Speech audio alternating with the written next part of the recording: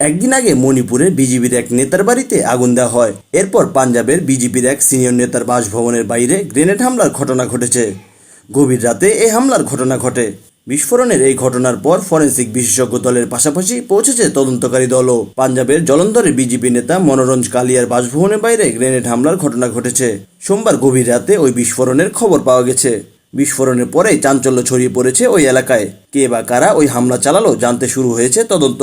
Police জানিয়েছে, পাঞ্জাবের সাবেক মন্ত্রী এবং বিজেপির জাতীয় নির্বাহী সদস্য মনোরঞ্জ কালিয়ার বাড়ির বাইরে রাত 1টার দিকে বিস্ফোরণটি ঘটে। স্থানীয়দের দাবি, বিজেপি নেতার বাড়ি লক্ষ্য করে গ্রেনেড হামলা হয়েছে।